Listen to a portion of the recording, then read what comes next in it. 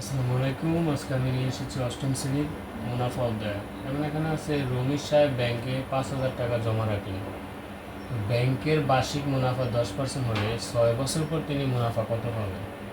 তো এখানে চাইছে মুনাফা আর চাইছে মুনাফা আসল।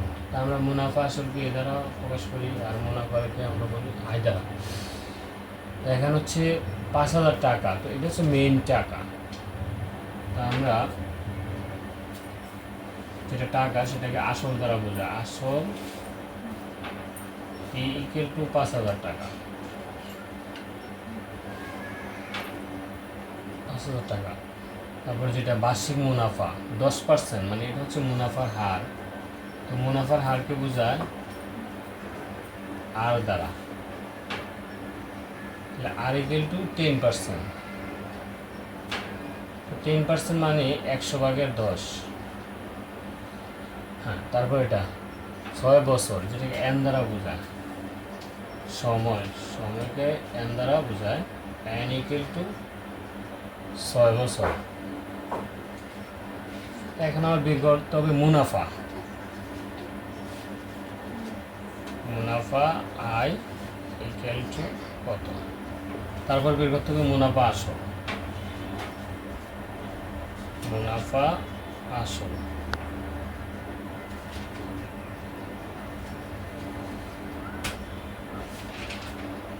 হ্যাঁ, এখন আমি আগে মুনাফাটা বের করব। তো মুনাফার সূত্র হচ্ছে I equal to P N R. আমরা মুনাফার সূত্রটা জানি, I equal to P N R, যেখানে পি দ্বারা বোঝায় আসল, এন দ্বারা সময়, আর দ্বারা হচ্ছে মুনাফার হার। তো আমরা এখন মানটা বসাই দেবো। পি এর মান হচ্ছে 5,000 টাকা। 5,000, এই পি এর মান 5,000। আর এন এর মান হচ্ছে 6, আর হচ্ছে 100/10। 10/100। এখন আমি উপরে দুইটা শূন্যের সাথে নিচে দুইটা শূন্য কেটে দেবো। তো এখানে 50 × 6 × 10, 50 গুণ এই 6 10 60, তাহলে 5 6 কত 30, সাথে দুইটা শূন্য, 3,000 টাকা। তাহলে আমাদের উত্তরটা বের হয়ে গেছে, মুনাফার উত্তর বের হয়ে গেছে 3,000 টাকা। মুনাফা হচ্ছে 3,000 টাকা। মুনাফাটা 3,000 টাকা পেলাম। এখন আমি বের করবো মুনাফা আসল এ। তো মুনাফা আসলের সূত্র আমরা জানি, মুনাফা আসল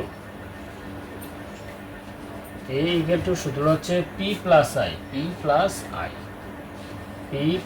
আই, যেখানে পি দ্বারা বোঝায় আসল আর আই দ্বারা বোঝায় মুনাফা। তাহলে পি কত? পি আমার জানা আছে, পি হচ্ছে 5,000 টাকা। পি কত? 5,000 টাকা। আই কত? যেটা আয়ের মান আমরা পাইছি 3,000 টাকা। আমরা লিখবো 3,000 টাকা। তো 5,000 3,000 টোটাল 8,000 টাকা। তো শিক্ষার্থী বন্ধুরা, এটি আমার কাঙ্ক্ষিত ফলাফল। এই মুনাফা আসল হচ্ছে 8,000 টাকা আর মুনাফা হচ্ছে 3,000 টাকা। তো আমরা দুইটা উত্তর পেয়ে গেছি। শিক্ষার্থী বন্ধুরা, আশা করি তোমরা এই অঙ্কটা বুঝতে পারছো। ধন্যবাদ।